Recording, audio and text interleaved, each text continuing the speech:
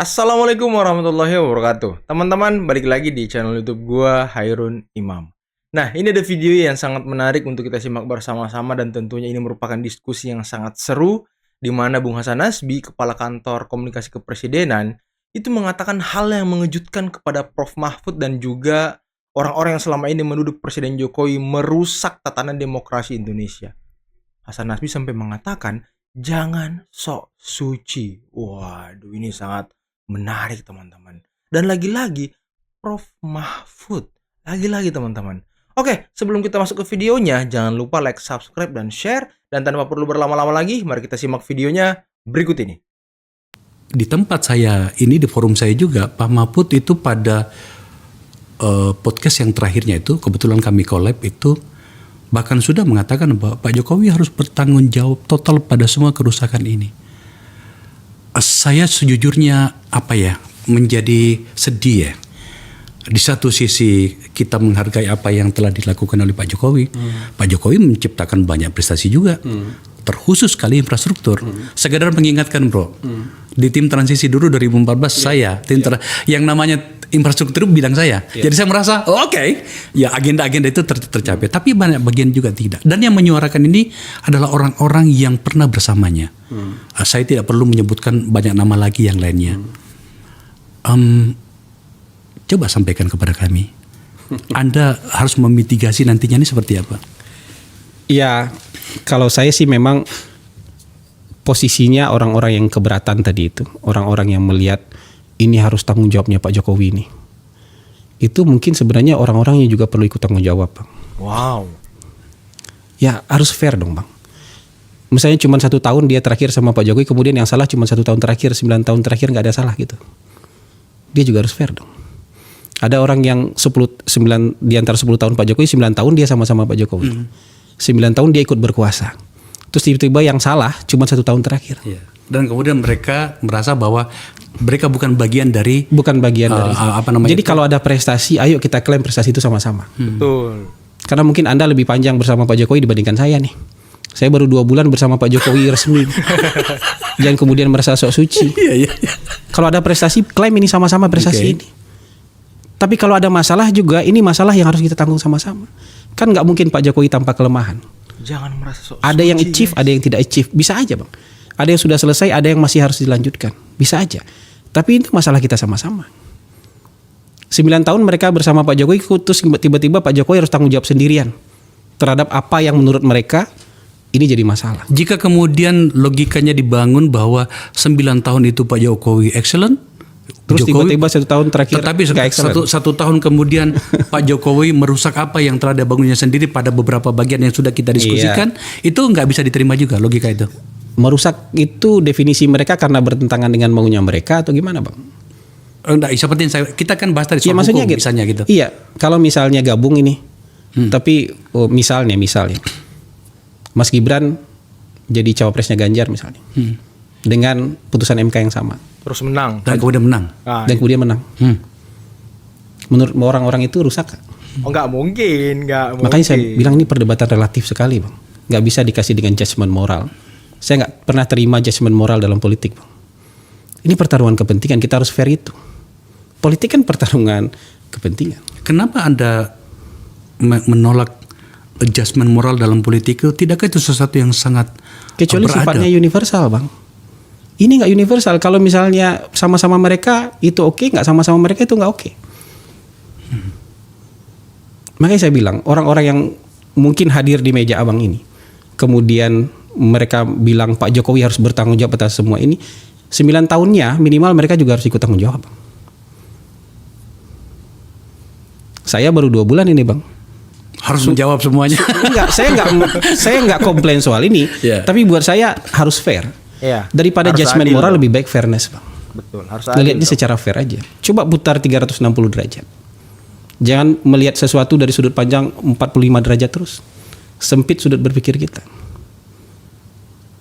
Jadi menurut saya begini. Pak Mahfud di zaman Pak Mahfud kalau tidak salah Bang, itu di judicial review pasal dinasti di undang-undang pilkada Bang. Dikabulkan sama Pak Mahfud. Tentang?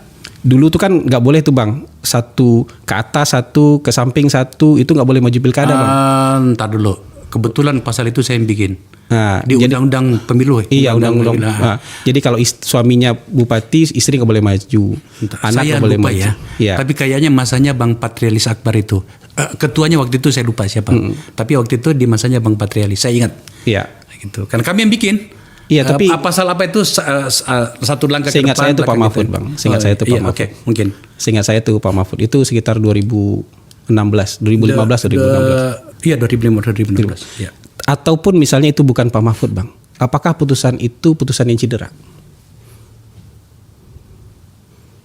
Ini kan digugat oleh anak-anak bupati-bupati yang memuji pilkada bang. Lalu saya lengkapi anak-anak bupati Yang mau maju pilkada. yang merupakan terindikasi dinasti. Ya mau nggak mau kan, pasal itu melarang dia maju karena Iya. bapaknya bupati. Betul. Tapi diputuskan oleh MK, nggak ada paman juga pada itu. Nggak ada apa-apa. Jadi tuduhan-tuduhan ini pernah terjadi sebelumnya kok.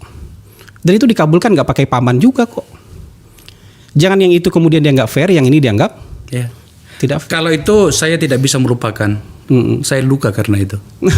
Karena Abang boleh luka bang, abang boleh luka. Tapi menurut saya itu keputusan yang fair aja. iya, karena itu betul-betul seandainya itu tidak dicabut. Karena itu salah satu undang-undang yang saya pernah membuat banyak undang-undang DPR. Menurut saya ini salah satu yang terbaik. Dicabut sama MK. Pusing awak waktu itu kan gitu. Dicabut sama MK. Jadi menurut saya ada banyak kejadian-kejadian yang sebenarnya pernah terjadi di masa lalu, tapi di masa lalu nggak pernah dipermasalahkan. Hari ini dipermasalahkan. Sekarang kita maju selangkah karena waktu terbatas. Menyangkut dengan ini yang agak mengkhawatirkan saya sebenarnya. Iya. Tentang hubungan antara Pak Jokowi dan Pak Prabowo. Iya. Ada yang mengatakan sudah mulai ada keributan segala macam. Coba jelaskan ke kami bro. Saya berikan ruang kali ini Anda menjelaskan dalam versi istana sebenarnya ada apa. Enggak ada apa-apa kan sebenarnya ya? Atau memang ada apa-apa? Iya sebenarnya nggak ada apa-apa. Cuman saya memahami ada orang yang punya harapan-harapan ada apa-apa. Ini semua yang sangat baik, semua yang sangat smooth. Bahkan Pak Jokowi memfasilitasi, menyiapkan dukungan-dukungan untuk pemerintahan Pak Prabowo. Menurut saya ini bisa jadi benchmark loh bang. Tradisi peralihan kekuasaan di Indonesia belum pernah seperti ini. Ketika presiden yang mau selesai menyiapkan kebutuhan presiden berikutnya. Ini pertama kali bang. Kalau ini berlanjut lagi 5 tahun, 10 tahun lagi, ini bisa jadi tradisi yang bagus nih. Nah terus orang, ya mungkin adalah beberapa kalangan yang berharap ada apa-apa, kemudian membangun sebuah teori begini-begini. Narasi-narasi Yang propaganda. paling dahsyat itu menurut saya ketika di acara Rapimnas Gerindra. Ya, kita minggu nonton lalu. itu, kita nonton itu. Kan kelihatan gestur, kelihatan ekspresi, kelihatan bagaimana cerianya mereka berdua, bagaimana mereka berdua bertukar pujian, dan menurut saya itu bukan pujian yang dibuat-buat. Oke. Itu kan sebenarnya mau ditutupi pakai apa? Mau ditutupi pakai apa? Gini, kalau ada perbedaan bang, saya sama abang nggak pernah musuhan, nggak pernah bertengkar, tapi kita pasti ada perbedaan kan bang. Iya. Beda dua manusia itu pasti ada perbedaan. Tapi ini bukan hal-hal yang prinsipil. Karena presiden yang sekarang itu betul-betul dengan tulus, dengan ikhlas menyiapkan fondasi buat presiden berikutnya. Bahkan anggaran bang, untuk tahun 2025 mungkin baru kali ini, anggaran prioritas presiden berikutnya disiapkan oleh presiden hari ini. Udah dimasukin. Udah dimasukin. Yang kemarin 8 tanggal 16 program prioritas Agustus itu kemarin ini. disiapkan. Dulu Pak Jokowi ketika dilantik kosongan bang. Ya. Maksudnya program prioritasnya belum ada di tahun 2024 itu belum ada di tahun 2014. 2014 belum ada. Nah kalau 2014 itu di tangan saya. Itu. Abang sadar kan di tim transisi Sama sekali kosong. kosong kan? Kosong. Karena ini nggak kosong. Oke. Bahkan program prioritasnya Pak Jokowi ini, misalnya IKN, dikasih bottom line aja dulu. Makanya orang suka berteori, ini IKN tidak akan dilanjutkan. Kenapa? Anggarannya cuma 100 sekian miliar. Padahal ini Pak Jokowi siapin semuanya ya? Pak Jokowi siapkan semuanya kecuali IKN itu dikasih bottom line aja bang. Seperti apa anunya? Iya 165 miliar atau apa kan, padahal anggarannya pasti triliunan. Jadi itu bottom line aja supaya bisa jalan dulu. Nanti ketika Pak Prabowo dilantik, Pak Prabowo punya BA-bun kan bang. Jadi dia nanti akan tentukan ini berapa yang mau dia kasih untuk pembangunan IKN. Ruangnya di Pak Prabowo nanti. Berarti tahun anggaran depan? Ya. Oh oke. Gitu. Jadi tahun 2025 nanti Pak Prabowo yang tentukan pembangunan IKN jumlahnya berapa. Nggak di fait accompli sama Pak Jokowi bang. Ini kan indah bang. Oke. Coba bayangkan kalau Pak Jokowi bisa aja kan Bang tiba-tiba fait accompli misalnya. Pokoknya pembangunan IKN saya gedein deh. Oke. Pembangunannya Pak Prabowo biar Pak Prabowo yang tentukan belakangan. Ini enggak. Wow, luar Program biasa. prioritasnya Pak Prabowo dikasih semua Bang. Dikasih anggarannya semua itu diutamakan. Pembangunannya Pak Jokowi yang mau dilanjutkan dikasih bottom line aja. Biar nanti Pak Prabowo yang ngasih berapa yang harus ditaruh di situ. Indah sekali sebenarnya. Terus orang mikir ada masalah Bang. Ada jarak, ada pertengkaran. Menurut saya ini terlalu dibuat-buat. Kalau sebagai sebuah harapan dari orang yang hari ini pengen melampiaskan unek-unek, melampiaskan sakit hati, ya silahkanlah. Tapi kalau dari saya mau mengatakan ini transisi yang luar biasa. Nggak ada apa-apa sama sekali ya. Transisi yang luar biasa. Bukan nggak ada apa-apa, dinamika ada lah Bang. Tapi ini transisi yang luar biasa. Ya nggak mungkin gak ada Bro, dinamika terakhir. ya kan. Ada kata yang akhir-akhir ini semakin muncul ke publik tentang meninggalkan atau ditinggalkan ramai-ramai. Ya, ya. Seperti itulah kekuasaan.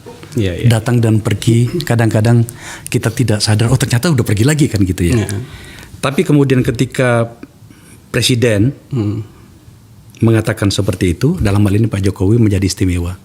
Karena Pak Jokowi itu dunianya Anda mengatakan approval ratingnya beliau itu luar biasa tinggi. Tapi pada wilayah elit ternyata tidak terjadi. Apa yang terjadi? Tapi justru saya memaknai ini sebagai guyonan Bang. Oke. Pidato Pak Jokowi waktu itu adalah guyonan segar di Partai Nasdem.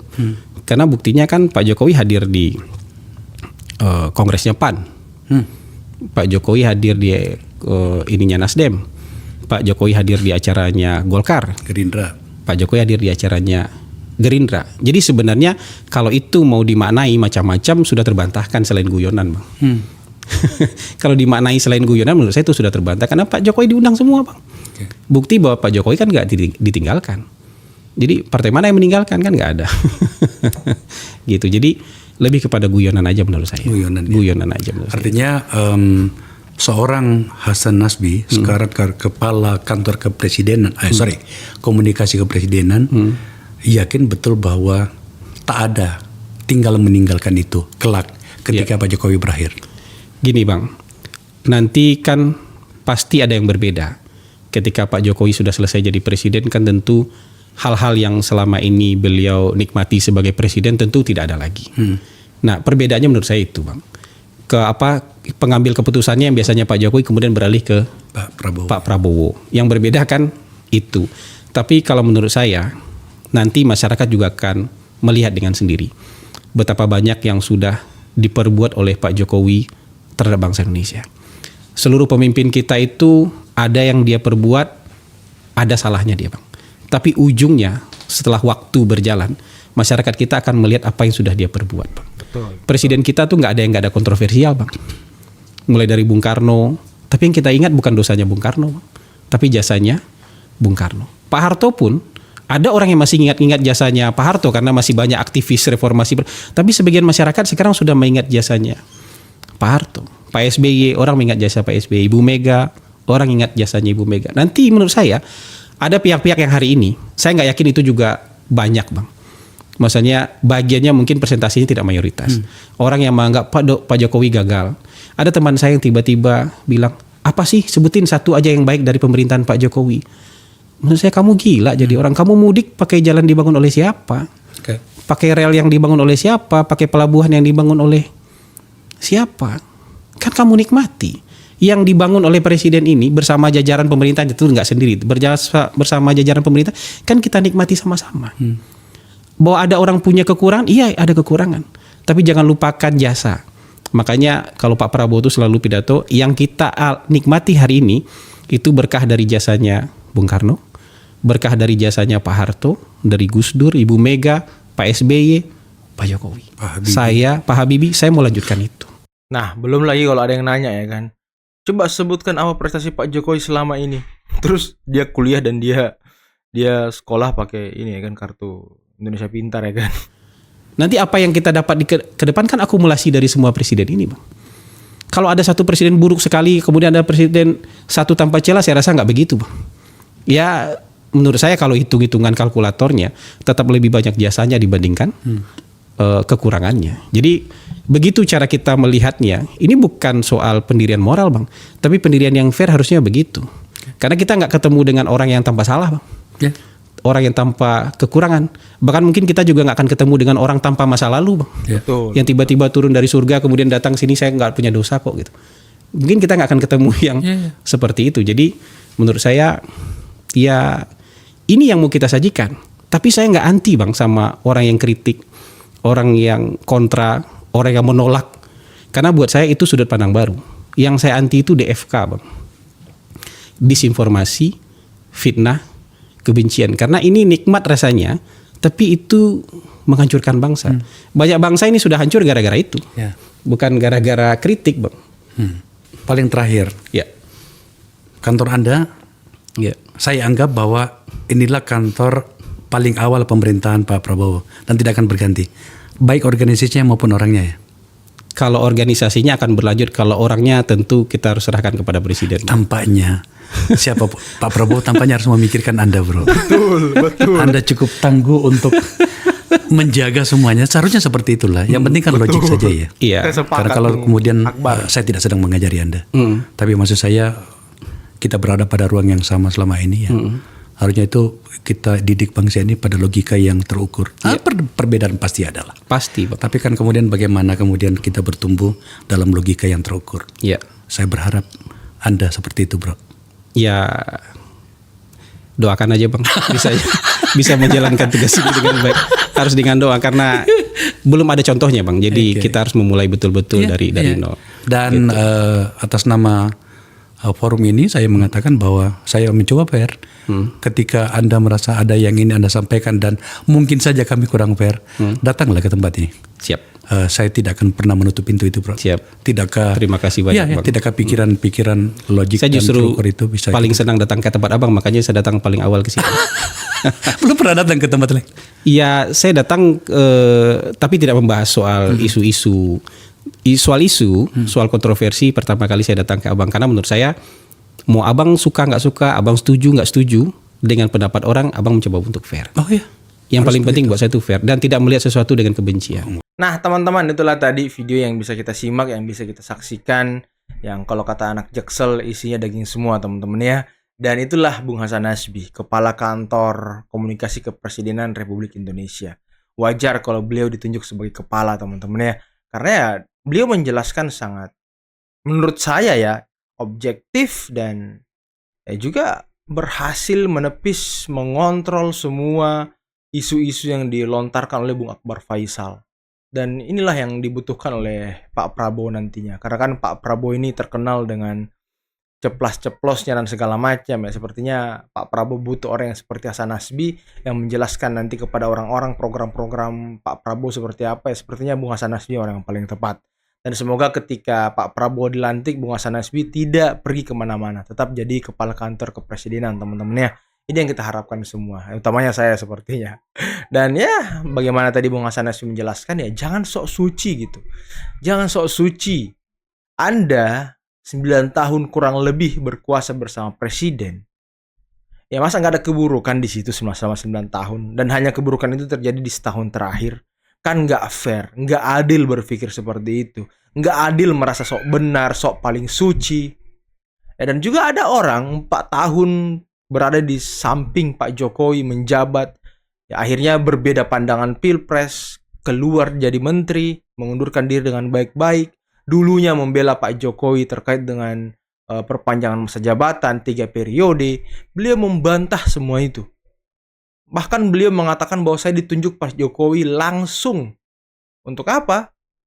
Ya untuk segera menjadwalkan pemilu 2024. Tapi sekarang nyatanya apa? Perkataan-perkataan itu seolah sirna, dilupakan olehnya.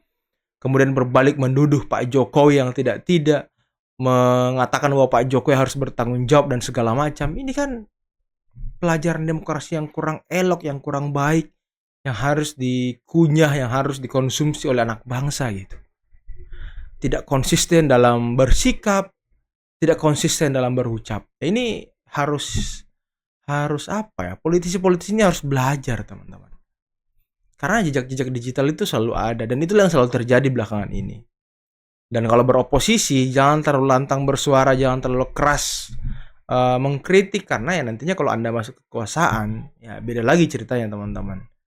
Ya itulah tadi Bung Hasan Nasbih menjelaskan secara detail bagaimana juga hubungan Presiden Jokowi dan Pak Prabowo, bagaimana transisi ini berjalan mulus, berjalan dengan baik tanpa ada hambatan, bahkan program-program unggulan dari Pak Prabowo disiapkan oleh Pak Jokowi, program-program unggulan dari Pak Jokowi itu diberikan kekuasaan atau leluasa kepada Pak Prabowo untuk menentukan berapa anggarannya nanti. Ini kan sesuatu yang baik, saling mendukung, dan semoga hal ini bisa turun ke daerah.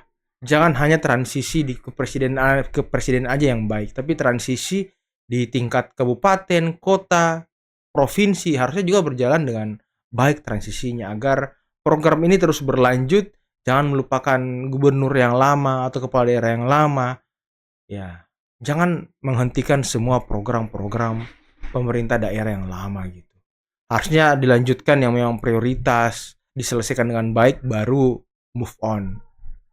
Karena kan ini anggaran negara, uang rakyat. Kalau bangunannya misalnya dia membangun sebuah gedung baru jadi setengah, kemudian di stop, ini kan buang-buang anggaran, buang-buang uang. Kenapa nggak diselesaikan aja dulu, baru udah di stop, fungsikan sesuai dengan tujuan aslinya gitu. Kan ini asik gitu. Kalau pergantian kepala daerah selalu saja berganti program yang lama dihentikan, ini kan buang-buang anggaran di akhir jabatan. Nah, ini yang tidak kita inginkan teman-teman. Dan ini sudah direalisasikan, sudah diperlihatkan oleh Pak Prabowo dan Pak Jokowi. Oke teman-teman, mungkin cukup sekian dulu video kali ini. Jangan lupa like, subscribe, dan share videonya. Akhir kata, billahi taufiq wal hidayah. Wassalamualaikum warahmatullahi wabarakatuh. Bye-bye.